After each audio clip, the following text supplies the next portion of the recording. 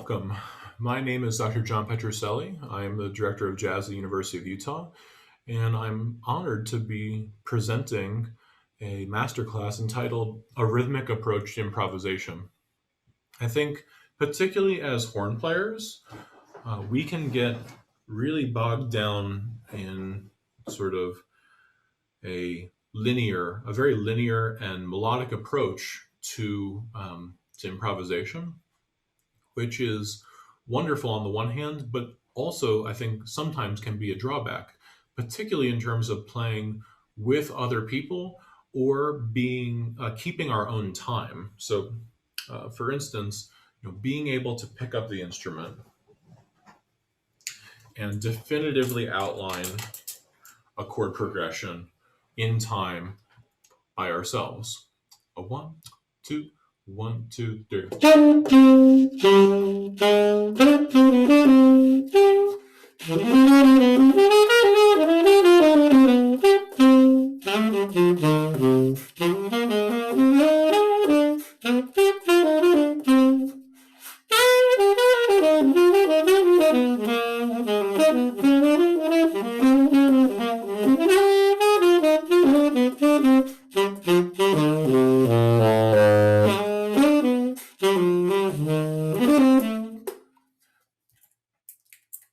Now, I'm able to really effectively narrate that minor blues form for you because I've worked on a set of exercises that are exclusively rhythmically driven rather than melodically driven.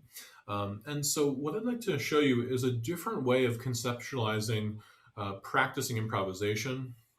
Um, not as a way to change or alter your current approach, but as just another way, another tool in your toolkit, something that's going to augment your practice and keep things fresh for yourself over time. And particularly as you encounter new and advanced rhythmic patterns, you'll be able to use what you find as a strategy for being able to put that onto the saxophone or whatever instrument that you play.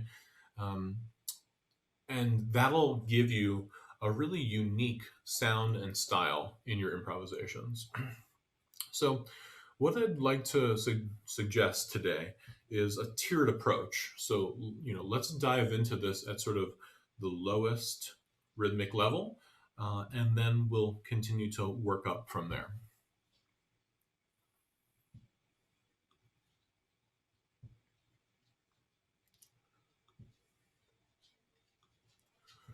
So here is your minor blues form, and let's just go to the piano and get this into our ears so that we can hear it.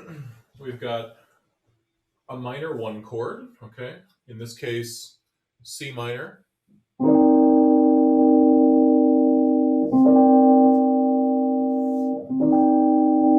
For 3 bars. In bar 4, I'm throwing in a 1 dominant 7th chord just to add a little bit of color. Then next 4 bars, I'm going 2 bars of minor 4 back to the 1 minor 7 chord. Okay, and then last 4 bars, this is my walk down, my classic minor blues walk down is the flat 6 dominant 7th chord, going down to 5, landing on minor 1.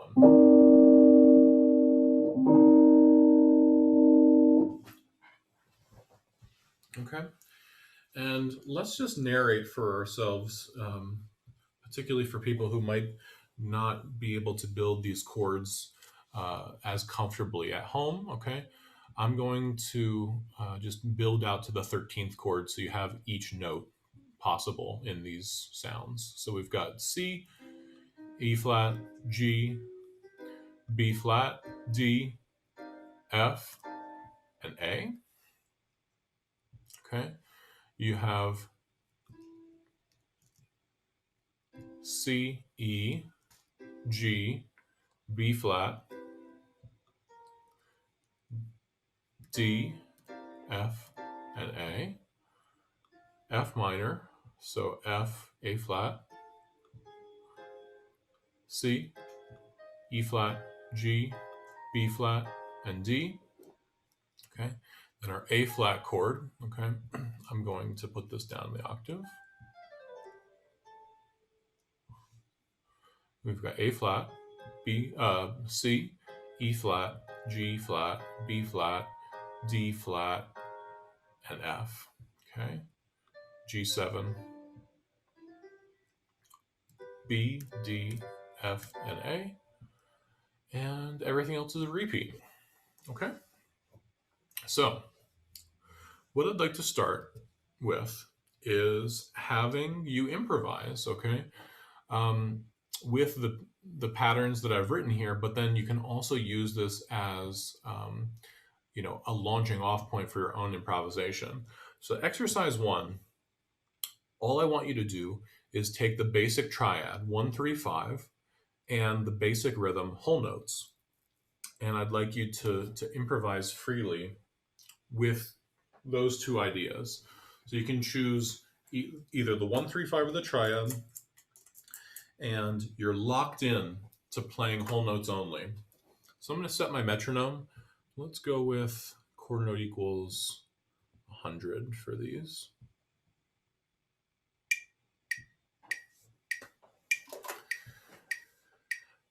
And I'm going to play the exercise first, and then I'm going to play chorus A and chorus B, and then I'm going to take a chorus of just improvising.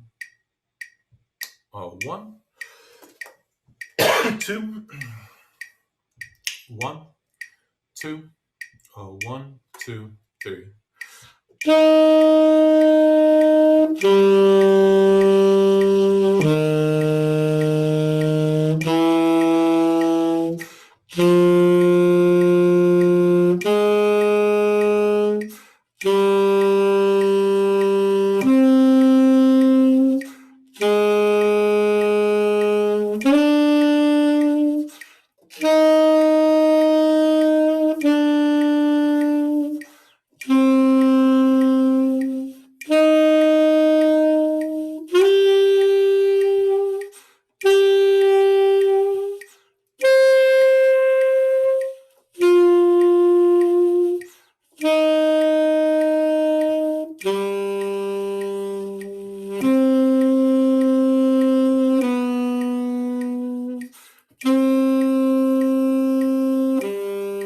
Improv.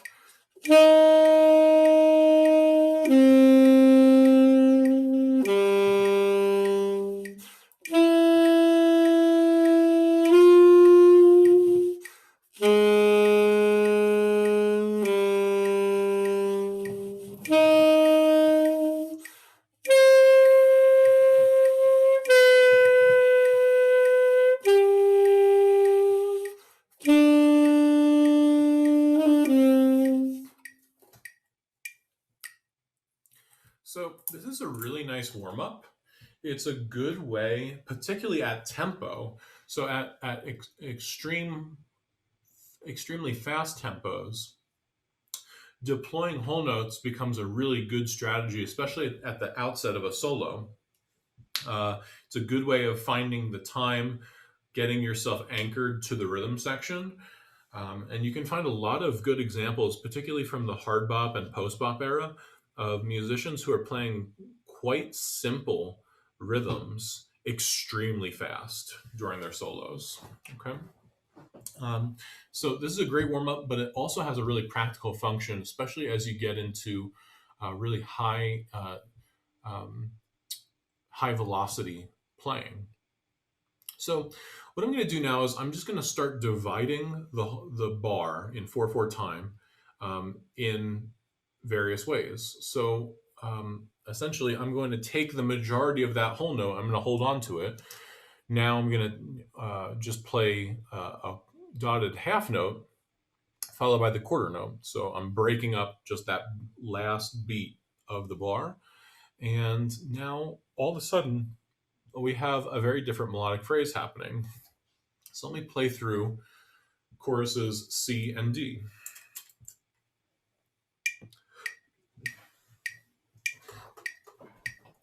1, 2, 1, 2, 3.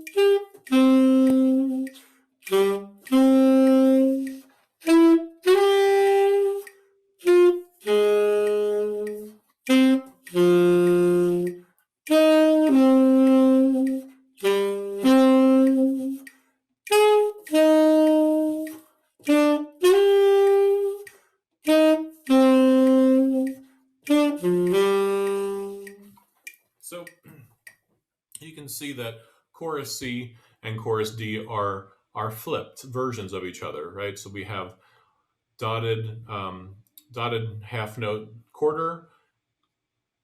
Chorus D, we have quarter dotted half. Okay, I'm going to throw in this courtesy accidental for you since I made that mistake. I'm sure you will too. So the really cool thing about this, right, is now all of a sudden we have 3 core rhythms. And so what I've done here is I've written out a rhythmic exercise, okay? You can now choose whichever note you'd like, right? But you must fix yourself to these rhythms, okay? So let me give you a demo. I'm going to play choruses E and F now, but obviously I'm not telling you which notes to choose. You can play it any way you like. 1, 2, 1, 2, 3, 4.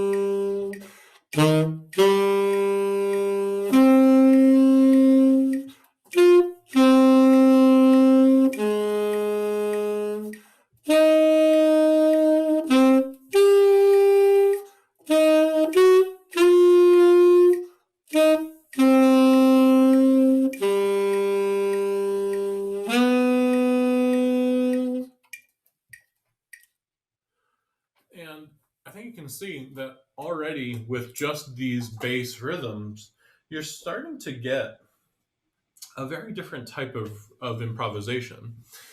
So typically speaking, right, you're probably working on a lot of eighth note bass lines, which is awesome. Eighth note bass lines rock, right? All the way from the early 1600s through the present day, we love improvising with eighth note lines. So I don't want to take away from that.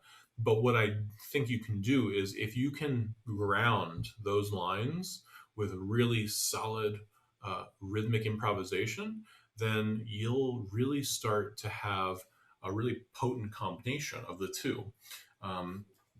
So let me just demonstrate that. I'm going to go back to my exercise E and F. But this time, what I'm going to do is I'm going to take a solo at E, okay? And then before I move to F, I'm going to take a more eighth note based improvisation. Then I'm going to hit F, okay? And what I'd like to demonstrate to you is the development that you're going to hear between E, the sort of E prime, and then F, right, is going to help really ground my solo in ways that it wouldn't have if I was just soloing with one rhythmic device, eighth notes. Here we go. 1, 2, 1, 2, 3, 4.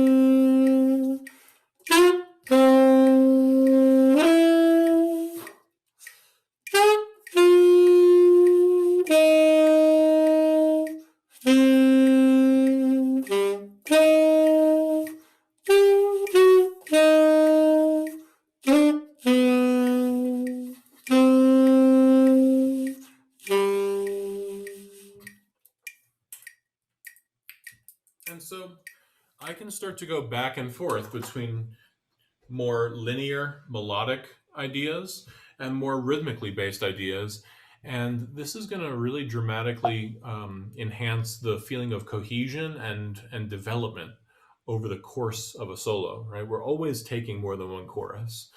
Let's just be honest. Saxophonists, guitarists, pianists out there, we play a lot, generally speaking. And so the more cohesion we can add to our solos, the better, I think. So let's move on. Let's break up the bar now in half. So moving over to half notes. Now, particularly if you're starting to find this easy, you can start to expand your tonal palette. So for instance, now I'm going to push out to the seventh chord for the half notes. So I can use 1, 3, 5, or 7. And the other thing is, if you're starting to find this, easy, one thing that you can add to kind of heighten the game, essentially, to make this more difficult for yourself, put this onto intermediate mode. You can do things like, for instance, add substitutions inside of the chord changes. So, for instance, adding tritone subs, adding more stepwise motion, in inserting a turnaround at the end of the cycle. These are all ways that you could take very simple ideas like half notes, right, and continue to make it a difficult exercise for yourself. But for right now, I'm going to play as is.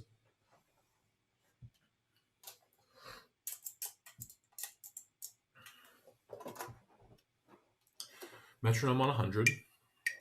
And let me give you these next two choruses, again using seventh chords and half notes. 1, 2, 1, 2, 3, 4.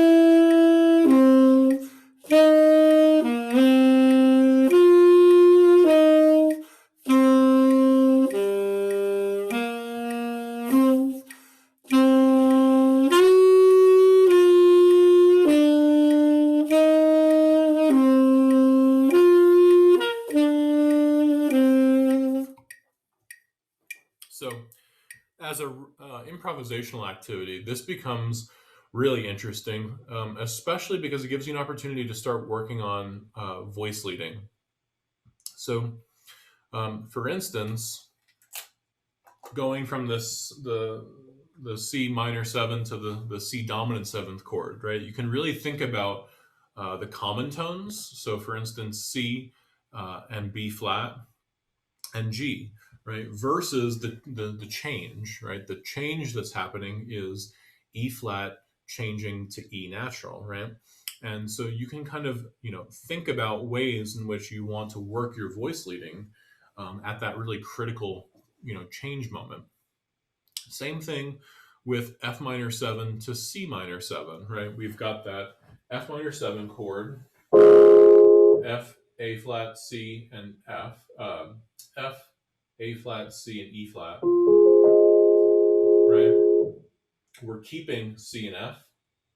I'm sorry, we're keeping C and E flat, right? The A flat is stepping down to G, and the F is stepping down to E flat. And we can also think about the B flat as well, from A flat stepping up to B flat. So you can practice trying to get really smooth voice leading, and you can also practice different ranges, different dynamics, and try and make this as melodic of an activity as possible. So let me just give you an example. Improvising now. 1, 2, 3, 4. Sorry. Read difficulties.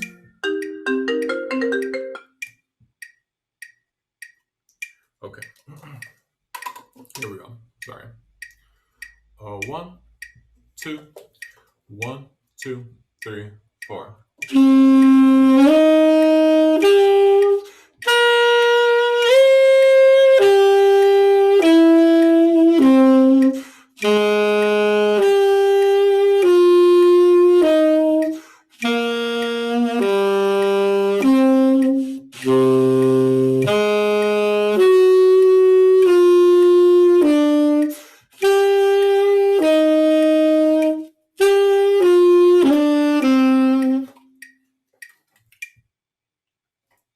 It's a really cool exercise. So now what I'm doing here on page 6 is I'm showing you essentially how you can, page 6, I'm showing you how you can thread together these different rhythms. So here is a collection of half notes, the quarter followed by the dotted half, the half followed by the dotted quarter, and whole notes. Okay, and now we're starting to build a much more complex rhythmic structure here. So again, you can improvise freely with these fixed rhythms, okay? The rhythms stay the same. The note choices can obviously always change. So here is I and J. 1, 2, 1, 2, 3, 4.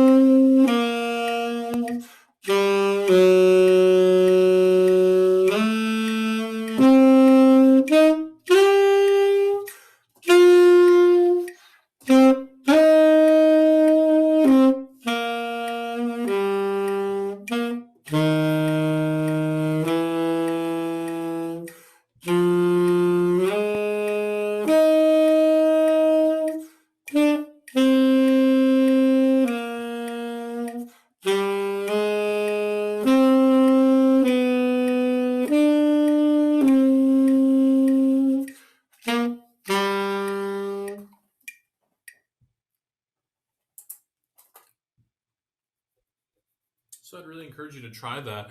You can also do things like write a rhythmic progression, right? And then make your own melody onto it. And at that point, you have a brand new composition. So there's also a compositional element to working this way, not just an improvisational one.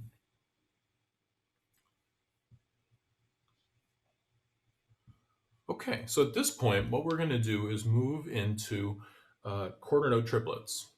So essentially dividing a bar of 4/4 time into 6. So let's just clap this for a second so that we're all on the same page. I'm going to put on my metronome. And essentially we're dividing each half note into 3. 2 and 3, 4.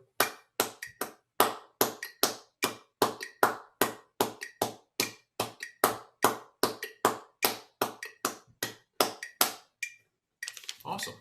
So let's put this onto our instrument, shall we? I'm going to look specifically at letters K and L on page 7 of this document.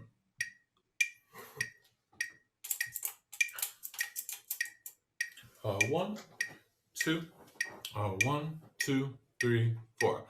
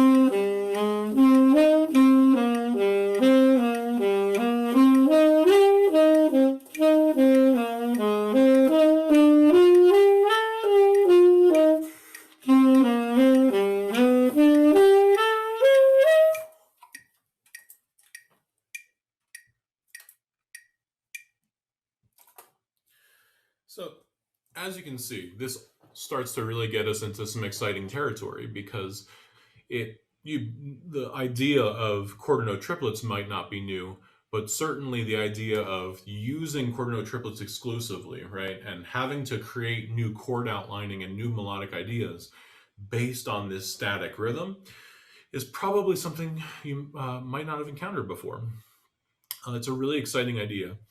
And again, right, we're practicing this, but we can start to extrapolate more of a synthetic approach in the following exercise. So looking at page 8, we're well into the 140s at this point, measure-wise. What I've done is synthesized an exercise that uses quarter note triplets, half notes, quarter note dotted half quarter, and whole notes. Right now, all of a sudden, we have 5 rhythms at our disposal, and I think at this point, you're starting to see you can write your own. Right, you can use different patterns, and write down different rhythmic exercises as a way of testing yourself now and in the future. Hey, like I know this new tune, but if I put a new set of rhythms, right, and if I hold myself strictly to improvising in those rhythms, can I still play through this tune? Right? Can I still outline the chord changes? It's a really good test.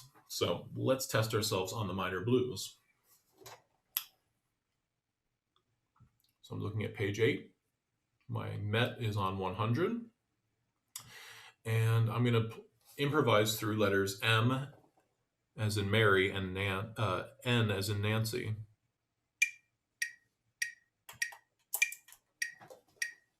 Oh, 1, 2. Oh, 1, 2, 3, 4.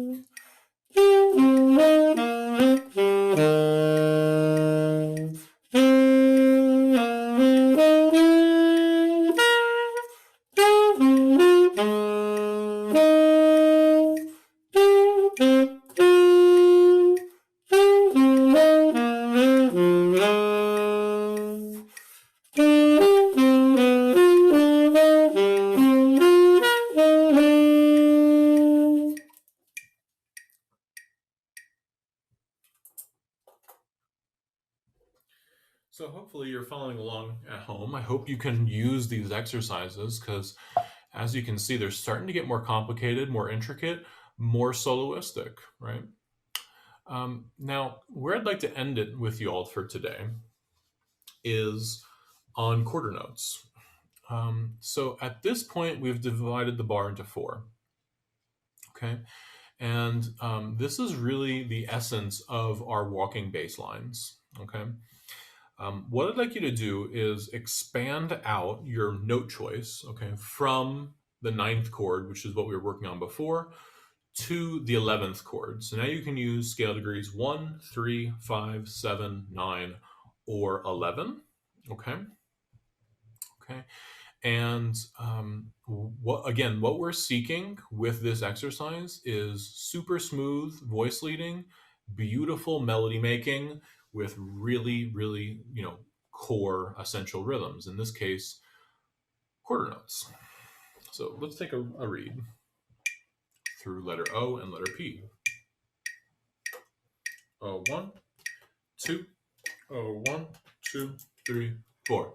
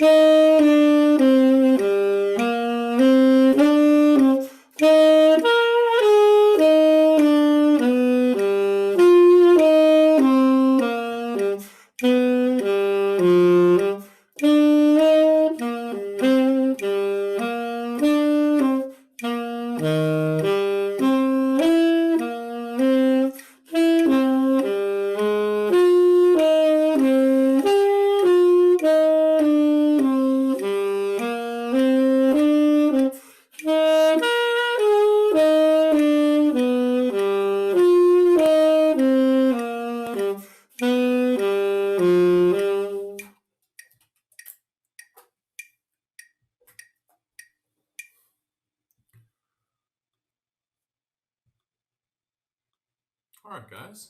So I'm going to leave you here with this set of exercises. And the reason why is because I think you have the idea. Essentially, where you can go from here is combining your quarter note triplets, your quarter notes, half notes, quarter plus dotted half, half plus dotted quarter, whole note, right? 6 rhythms. And you can start writing out your own exercises. Once you get comfortable with those bass rhythms, it's time to start checking out 2 things. Number 1, writing your own 8th note based exercises. So you can do things like, for instance, resting on beat 1, but playing for the rest of the bar. 1, 2, and 3, 4.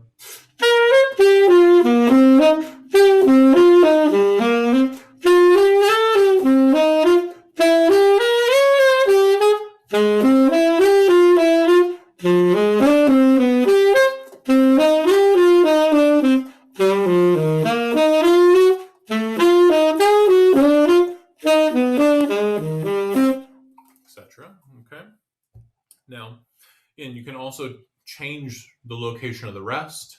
You can play sets of notes, sets of 4, sets of 3, sets of 2, etc. So sets of 2, for example. 1, 2, 3, 4.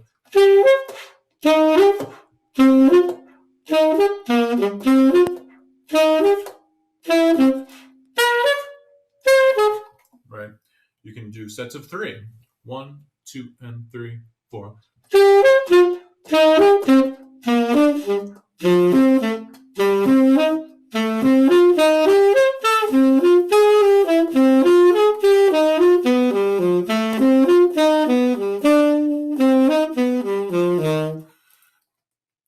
Etc. You can get really, really inventive because you just have more slots to be able to fill with eighth notes. Okay. But the other really cool thing that you can do moving forward is you can start using drum etude books as the reference material for these rhythms. So, in particular, I'd like to suggest a book. It's called Louis Bellson, Modern Reading Text in 4/4 Time. And essentially, I'm going to show you the first page of this book now. And Belson's book essentially leaves off where my document ends and picks up from there. So what you're seeing is a collection of quarter notes, eighth notes, and eighth rests. And I can start improvising using, again, steadily advancing, developing rhythms. So for instance, taking the first exercise at the top of the page, systems 1 through 4, and playing my basic blues form. 1, 2, 1, 2, 3, 4.